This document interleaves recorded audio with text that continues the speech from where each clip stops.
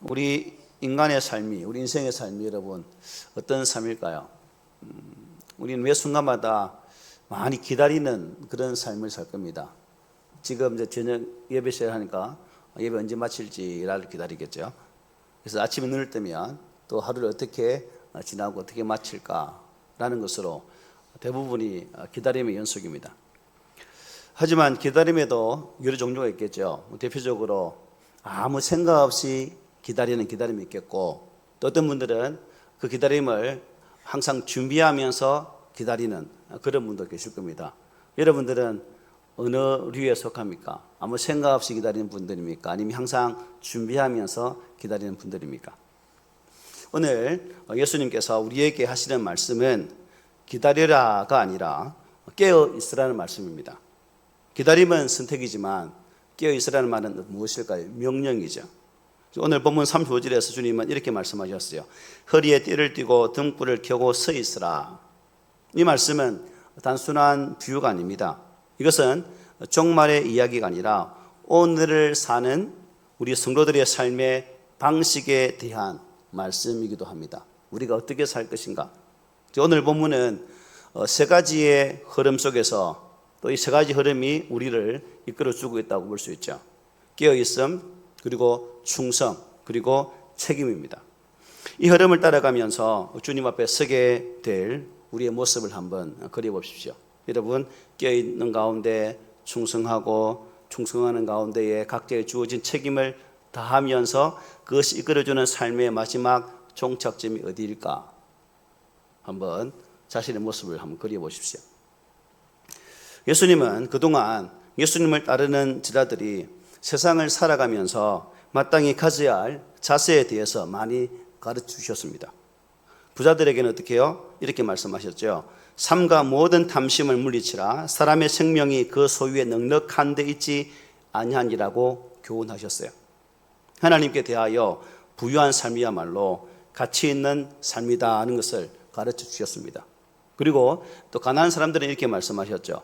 너희 목숨을 위하여 무엇을 먹을까, 몸을 위하여 무엇을 입을까 염려하지 말라라고 말씀하시면서 까마귀와 벽화파의 예를 들어서 생각해 보라고 말씀하시면서 이렇게 말씀하셨어요. 하물며 너희일까 보냐, 믿음이 적은 자들아. 우리에게 분명한 이 말씀을 주셨고, 즉 하나님의 돌보심을 신뢰하지 못하기 때문에 우리 삶 가운데에 염려가 찾아온다는 것입니다. 결론적으로 예수님은 우리가 세상에서 염려하고 근심하며 살지 말고 먼저 하나님의 나라를 구하는 삶을 살 것을 주문하셨죠. 그리하면 우리의 삶의 모든 필요를 아시는 하나님께서 그 필요를 채워주신다는 것이 그동안 보았던 말씀이 이루어집니다. 예수님이 계속해서 이제 우리 그리스도인이 이 세상에서 어떤 자세를 가지고 살아야 하는지를 가르쳐 주고 계십니다. 35절을 한번 보면 이렇게 말씀합니다. 허리에 띠를 띠고 등불을 켜고 서 있으라. 이 짧은 문장 앞에 세 가지의 내용이 들었죠. 첫째가 뭡니까? 허리에 띠를 띠라는 것입니다. 고대 유대인들은 큰 천을 어떻게 해요? 몸에 둘둘 감는 그런 식으로 옷을 입었죠. 움직일 때는 참 불편했겠다, 그죠? 한복을 입으면 불편한 것처럼. 그래서 허리띠로 단단히 이렇게 잡아매야 동작을 어느 정도 할 수 있는 그런 복장이었습니다. 또 하나는 뭡니까? 등불을 켜라는 것입니다. 밤에 주인이 들어올 때 갑자기 불을 켤 수 없기 때문에 항상 등을 준비하는 그러한 자세. 세 번째는 뭡니까? 서 있으라. 서 있다는 것은 무슨 의미일까요? 곧 움직일 수 있도록 준비하라는 말씀입니다. 결국 이 충고는 허리에 띠를 띠고 발에 신을 신고 손에 지팡이를 잡고 서서 무교병을 먹던 출애굽 당시 유월절을 생각나게 하는 부분이기도 하죠. 이것은 언제라도 여행을 떠날 수 있도록 만반의 준비를 하고 있으라는 뜻입니다. 이러한 모습이 주님을 따르는 제자들 그리고 우리 그리스도인들의 모습이 되어야 한다는 것입니다. 예수님은 그것을 상세하게 설명하기 위해서 여기에서 세 가지의 비유를 들어서 말씀해 주고 있습니다. 첫째는 깨어있는 주인을 기다리는 종의 비유를 말씀합니다. 36절이죠.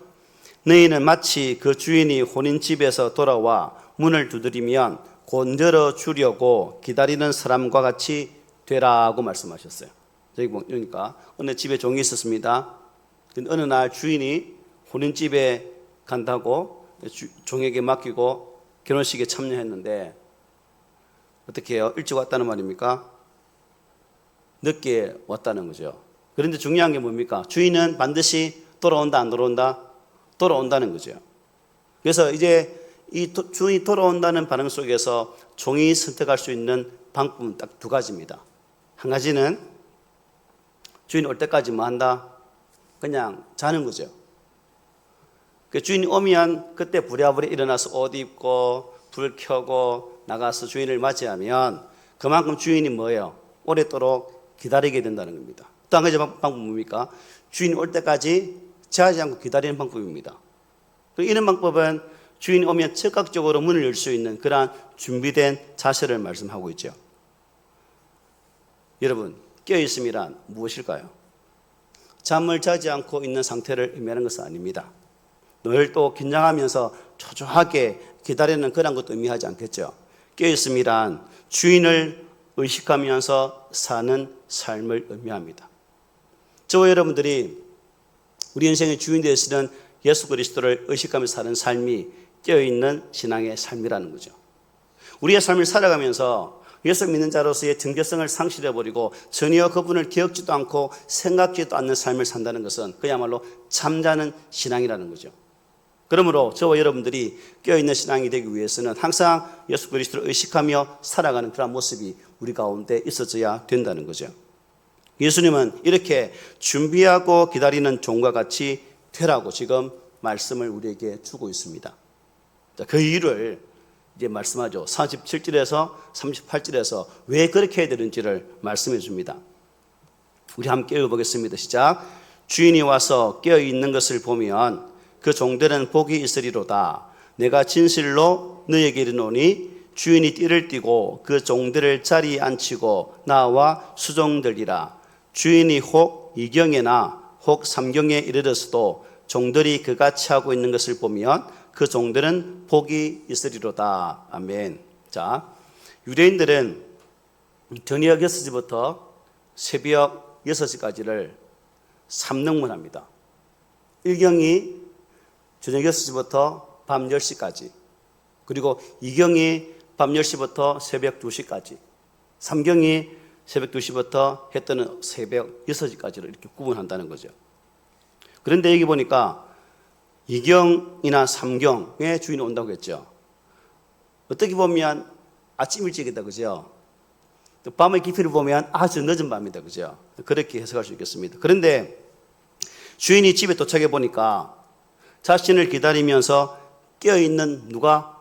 종이 있더라는 겁니다. 그리고 생각해 보십시오.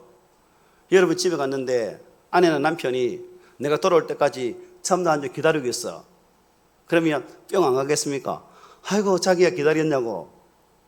강아지가 주인이 오면 쪼르륵 뛰어와서 꼬리 흔들며 맞이할 때 기분 좋죠. 하물며 자신의 집에 있는 하인이 종이 주인이 돌아올 때까지 자지 않고 언제 올까 기다리면서 주인이 왔을 때 즉각적으로 반응하며 문을 열어주었다. 주인 입장에서는 얼마나 여러분 종이 대견하겠습니까? 그래서 주인이 어떻게 합니까? 얼마나 감동했는지 그 종들을 자리에 앉히고 주인이 오히려 수종을 들어준다는 말씀입니다. 이게 물론 현실에서는 이런 주인이 얼마나 될까요? 많이 없겠죠. 일반적이라면 종이 아무리 충성한다 할지라도 자신을 섬겼다 할지라도 주인 앞치마를 두르고 그 종을 섬길 분은 얼마 없을 것입니다. 그러나 이 비유는 예수님의 재림을 예고하는 비유죠. 여기서 종은 누굴 가리킵니까? 제자들을. 주인은 바로 예수님을 가리킨다 하겠습니다. 실제로 우리 주님께서도 어떻게 하셨습니까? 마지막 만찬 때 친히 수건을 허리에 두르시고 제자들의 발을 씻겨 주셨죠. 섬긴 모습을 보여주셨습니다. 결국 이 비유의 핵심은 주님이 반드시 다시 오실 것이니 이 비유의 종과 같이 어떻게 해요? 깨어서 주인을 기다리라는 거죠. 그러면 그때 주인의 섬김을 받게 될 것이기에 그 종들은 무엇이 있다? 복이 있다라고 말씀하고 있는 겁니다. 여러분, 이것이 복음의 은혜 아닐까요? 하나님께로부터 섬김을 받는 자리, 여러분 얼마나 감사합니까? 저 여러분들이 뭐 어느 존재이기에 하나님께 이렇게 섬김을 받겠습니까? 근데 하나님께서 그렇게 하신다는 거죠. 우리가 주인을 섬겨야 마땅하지만 주인이 오히려 깨어있는 종들을 그렇게 섬긴다는 겁니다. 깨어있으면 보상을 요구하는 조건이 아니라 뭐예요? 은혜로 맞이하는, 은혜 때문에 맞이하는 그런 자세죠. 우리의 신앙이 이겁니다. 어떤 보상을 기대하고 그 보상이 따르기 때문에 내가 충성해야지가 아니라 나를 구원하신 하나님의 은혜와 사랑이 크기 때문에 내게 주어진 그 사명 앞에 마땅히 책임감을 가지고 충성하는 자세, 이게 깨어있는 종의 모습이죠. 또 예수님은 주인이 언제 오실지 알 수 없다는 것을 강조하기 위해서 뭐라면 둘째 비유를 말씀하시죠. 도적이 올 때를 대비하는 집주인의 비유로 말씀하겠습니다.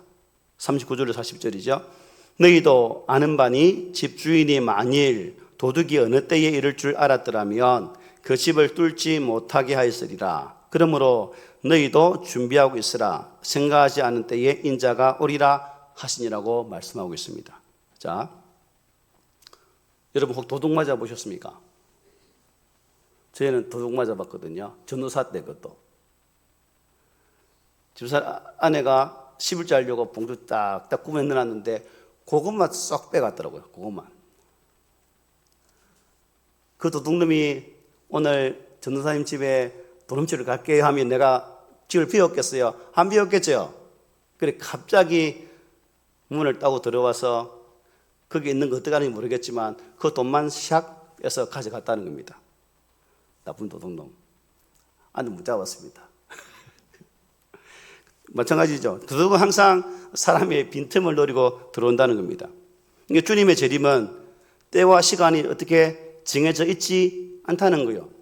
도둑놈이 쳐도는 것처럼 주님은 갑작스럽게 이 땅에 재림의 주로 오실 수 있다는 겁니다. 그러므로 그 주를 맞이하기 위해서는 깨어있는 자의 자세가 우리 가운데 있어져야 한다는 거죠. 그 시간은 1경이 될지 2경이 될지 3경이 될지 모른다는 거죠. 그래서 항상 준비하고 있어야 된다. 허리에 띠를 띠고 등불을 켜고 서 있어야 되는 거죠. 여러분 누차 말씀드리지만 이 주님의 재림에 대한 말씀은 반드시 우리들의 개인적인 종말에 대한 말씀과 같아요. 주님의 때도 우리는 알지 못하지요, 그죠? 내가 내 개인의 종말의 때 아십니까?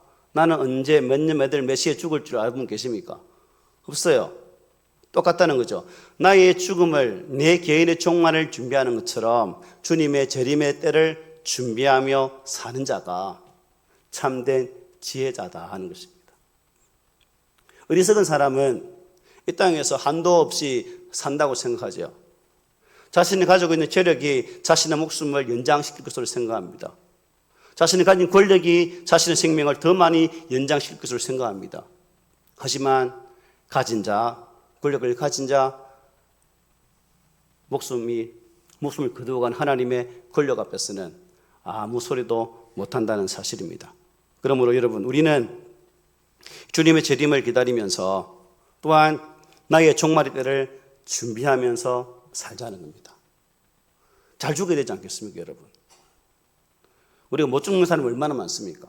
그러므로 여러분, 나의 죽음의 때를 항상 준비하면서 이제나 저제나 주님 부르실 때, 주님 그때 내가 두 손 들고 할렐루야 주님 품에 안기겠습니다는 그 자세가 우리 가운데 있어져야 된다는 거죠. 그러므로 우리는 하나님의 말씀 위에서 맡겨진 사명을 최선을 다하면서 또 언제 부름을 받아도 부끄럽지 않는 그러한 모습으로 주님 앞에 설 수 있는 그러한 신실한 성도가 되시기를 소망합니다.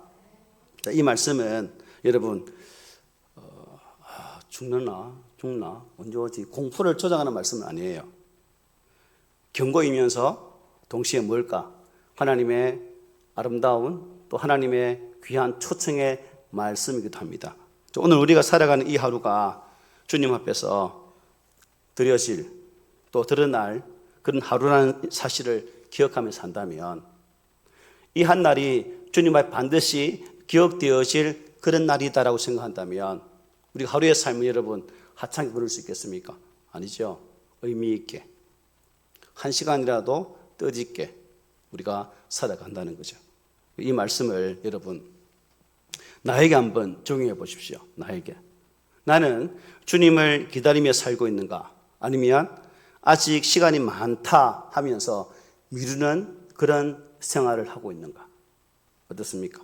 그리고 내 신앙은 습관이 되었지만 깨어있으면 사라지지 않았는가? 깨어있는 신앙은 사라지고 습관에 젖어 살고 있지는 않은가라는 거죠. 바라기는 항상 주님을 기다리면서 깨어있는 신앙의 삶을 살아가는 우리 성도들이 되기를 원합니다. 자, 예수님께서 이제 이 두 가지 비유의 말씀을 마치실 때 베드로가 예수님께 질문을 합니다. 41절이죠. 베드로가 여짜오되 주께서 이 비유를 우리에게 하심이니까 모든 사람에게 하심이니까 라고 질문을 합니다. 자, 12장에서 우리는 계속해서 예수님께서 제자들에게 말씀하신 장면이 1절로 12절이 있었죠. 그리고 당시 무리들에게 13절로 21절에서 말씀했습니다. 이렇게 왔다 갔다 하면서 계속 말씀을 가르치셨어요. 그런데 지난 22절에 보면 이 말씀은 분명히 제자들에게 말씀하신 것이다라고 기록되어 있습니다. 그런데도 베드로가 이 비유가 우리에게 하신 것인지 아니면 모든 사람에게 하신 것인지를 묻고 있는 것은 허리에 띠를 띠고 등불을 켜고 서 있으라는 그 말씀이 베드로에게 어떻게 들렸을까요? 아마 큰 부담으로 들려지지 않았을까라고 추측을 해볼 수 있는 대목입니다. 여러분, 오늘 베드로의 모습에서 우리는 하나님의 말씀을 다른 사람에게 떠넘기는 우리 자신의 모습을 볼 수 있다는 거죠. 하나님의 말씀을 자신에게 주시는 말씀을 듣지 않고 다른 사람에게 주시는 말씀으로 들을 경우가 있다는 거예요. 모든 말씀은 옆에 있는 누가 들어야 할 말씀이 아니라 바로 귀에 있는 내가 들어야 할 말씀이라는 거죠. 내가 그 말씀을 듣고 그 말씀 안에서 하나님께서 내게 원하시는 바가 무엇인지를 아는 자리까지 나아가는 신앙의 자세, 이것이 깨어있는 종의 참된 모습이다. 말하기는 자신에게 주어지는 말씀으로 말미암아 여러분 그것을 내 말씀을 받을지언정 그 말씀을 패스해서 다른 사람이 받는 말씀으로 오해하지 않는 그런 우리가 되었으면 좋겠습니다. 베드로의 질문에서 참 직설적으로 대답하는 대신 예수님은 세 번째 비유로 말씀하고 있습니다. 곧 지혜 있는 그 진실한 청지기의 비유를 들어서 말씀해요. 42절로 함께 읽어보겠습니다. 시작. 주께서 이르시되 지혜 있고 진실한 청지기가 되어 주인에게 그 집 종들을 맡아 때를 따라 양식을 나누어 줄 자가 누구냐라고 말합니다. 여기 보니까 예수님의 대답은 간단하죠. 너희들이 지혜 있고 진실한 청지기가 되지 않는다면 누가 과연 그런 청지기가 되겠느냐는 겁니다. 이것을 나한테 한번 해보십시오. 누구가 지혜 있고 진실한 청지기가 되지 않는다면 누가 과연 그런 청지기가 되겠느냐. 우리 각자에게도 주는 말씀이죠. 그죠? 앞서 말한 비유의 주인공인 허리에 띠를 띠고 등불을 켜고 서 있으면서 주인을 맞이한 복 있는 종이 되어라는 말씀이에요. 그런데 예수님은 단순히 여러분 종이나 표현하지 않고 뭐라 표현하십니까? 청지기라고 표현하죠. 청지기. 청지기는 주인의 신뢰를 받아서 집안의 모든 살림을 관리하는 사람입니다.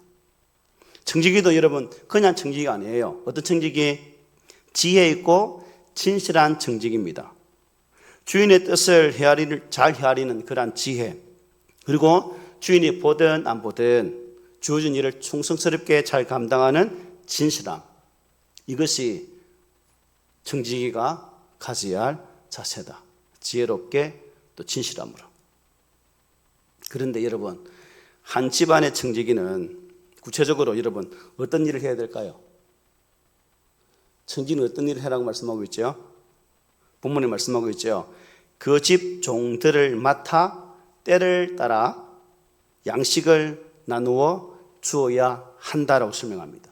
주님의 재림을 기다린다는 것은 아무 일도 하지 않고 그냥 마냥 막연하게 끼어서 기다리는 것이 아니라 성도를 돌보는 사역으로 잘 감당해야 된다고 말씀해요. 어떻습니까? 여러분들은 마지막 시대를 살아가면서 이러한 청지기와 같은 신앙의 삶을 살아가고 계십니까? 주님께 내게 맡긴 바 되어진 그 길을 때를 따라 돌아보고 성김의 삶을 나는 살고 있는가 한번 살펴봅시다. 지혜 있고 진실한 청지기에게 그리고 주는 보상이 있다고 말씀하죠. 어떤 보상이 주어질까? 우리 43절 44절 읽어보겠습니다. 시작. 주인이 이를 때에 그 종이 그렇게 하는 것을 보면 그 종은 복이 있으리로다. 내가 참으로 너희에게 이르노니 주인이 그 모든 소유를 그에게 맡기리라. 아멘. 여러분, 주인이 불시에 왔을 때 자기의 본분을 다 하고 있는 종을 본다면 어떻게 하겠는가? 44절 끝에 있죠. 주인이 그 모든 소유를 그에게 맡길 것이다. 칭찬은 당연히 따라오겠죠.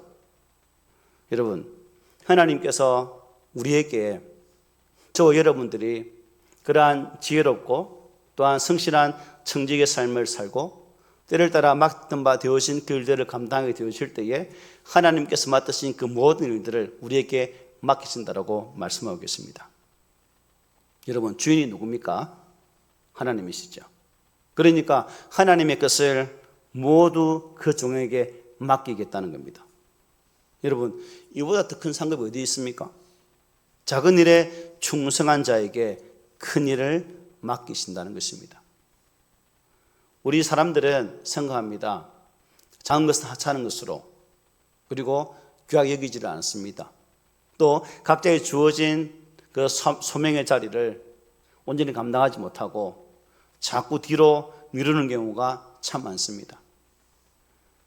만약 우리가 그런 삶을 산다면 착한, 지혜로운, 그러한 성실한 청지기가 되지 못하겠죠.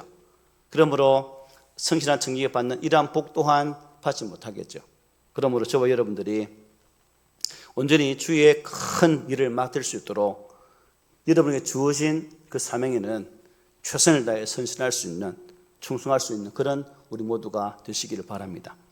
그러나 여러분, 그렇지 못한 종들은 어떨까요? 자, 지혜롭게 성실하게 일한 종에게는 이런 큰 상급이 주어지지만 그러지 못한 종, 45절 46절이죠. 만일 그 종이 마음에 생각하기를 주인이 드디어 오리라 하여 남녀 종들을 때리며 먹고 마시고 취하게 되면 생각하지 않은 날 알지 못하는 시각에 그 종의 주인이 이르러 엄히 때리고 신실하지 아니한 자의 받는 벌에 처하리다. 지혜 있는 그 진실한 종은 주인에게 언제라도 금방 올 것이라고 생각하고 일을 하죠. 그리고 자신의 본분을 다 합니다. 그러나 미련하고 진실하지 못한 종은 주인이 드디어 올 것이라 생각합니다. 그래서 일꾼들을 학대하고 친구들을 불러서 잔치를 벌이고 술판을 벌입니다. 그러다가 주인이 생각하지 않는 날에 알지 못하는 시각에 들이닥치면 그 종은 아주 큰 코를 다친다는 말씀입니다.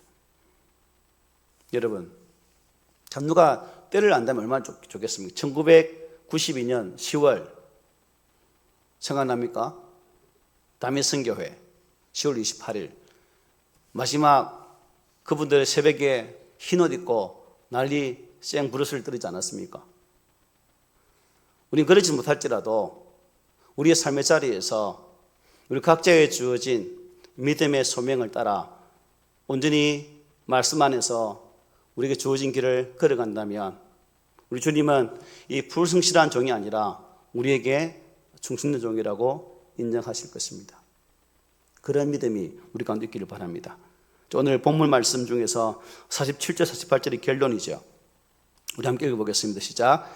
주인의 뜻을 알고도 준비하지 아니하고 그 뜻대로 행하지 아니한 종은 많이 맞을 것이요 알지 못하고 맞을 일을 행한 종은 적게 맞으리라. 무릇 많이 받은 자에게는 많이 요구할 것이요 많이 맡은 자에게는 많이 달라 할 것이니라. 아멘.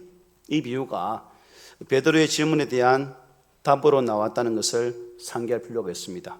베드로는 이 비유를 누구에게 하셨습니까? 라고 물었죠. 주님은 제자들에게 많이 받은 자에게 많이 요구할 것이다 라고 말씀하고 있습니다.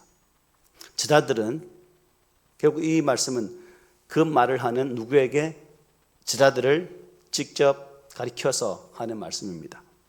제자들은 지금까지 예수님을 따라다니면서 많은 가르침을 받았죠. 하나님의 아들 예수 그리스도를 통해서 그렇게 직접 하나님 말씀을 배울 수 있었다는 것은 제자들에게는 참 큰 특권이었습니다. 그러나 그 특권은 여러분 또한 무엇을 동반할까요? 반드시 책임을 동반한다는 거죠. 배워서 알기 때문에 더 많은 책임이 요구가 된다는 거예요. 여기서 예수님은 책임의 원리를 말씀하고 계십니다. 모든 종이 동일한 책임을 지는 것이 아니라는 거죠. 아는 만큼 책임이 그만큼 크다. 저와 여러분들이 하나님 말씀을 배우고 그 말씀을 통해 주 예수 그리스도에 대한 지식이 많이 쌓여 있지만 그 쌓여있는 지식만큼 과연 나는 그 하나님에 대해서 어떤 일을 하고 있을까 살펴본다면 오늘 본문에 45, 46절처럼 그렇지 못한 종에 포함될 수도 있을 수도 뭐예요? 있다는 생각이 듭니다. 오늘 우리가 받은 은혜와 직분을 한번 생각해 보십시오. 사도 바울도 맡은 자들의 구할 것은 뭐다 말씀하셨어요? 충성이라고 말씀하셨어요. 은혜는 여러분 면죄부가 아닙니다. 은혜는 책임을 제거하지 않습니다. 오히려 사명을 증가시킵니다. 하나님 은혜가 크면 클수록 저 여러분들에게 그 사명의 크기 또한 더 크다는 겁니다. 우리 대부분 사람들은 은혜는 억수로 많이 받기를 원하지만 사명의 자리는 가장 최소로 누리기를 원하잖아요. 거꾸로. 아니에요. 그러나 은혜가 크면 클수록 내가 누리고 있는 은혜가 크면 클수록 하나님의 사명의 크기 또한 크다는 것을 꼭 기억했으면 좋겠습니다. 말씀을 많이 들은 사람, 직분을 받은 사람, 기회를 받은 사람일수록 하나님 앞에서 더 큰 책임을 지게 되어 있는 거예요. 이것은 두려움이 아니라 우리의 삶의 방향을 바로 세우는 기준이 되어야 된다는 것입니다. 다른 사람보다 더 많은 은혜를 받았다면, 더 많은 복을 받았다면 그만큼 더 하나님의 뜻에 따라서 그 은혜와 복을 사용할 더 큰 책임이 따르게 되어 있다는 사실입니다. 바라기는 우리 모든 성도들이 이 말씀을 꼭 기억하면서 이 말씀대로 지혜 있고 성실한 그러한 종으로서의 삶을 살아서 마지막 주님 앞에 섰을 때 참 충성되고 착한 종아라고 칭찬 들을 수 있는 그러한 성도들이 되어야 되지 않겠습니까? 우리 성도들은 한 사람도 밖에 버리워서 일을 가는 그 자리가 아니라 우리 하나님께로부터 칭찬 듣는 신실한 종들이 되시기를 소망합니다. 아멘.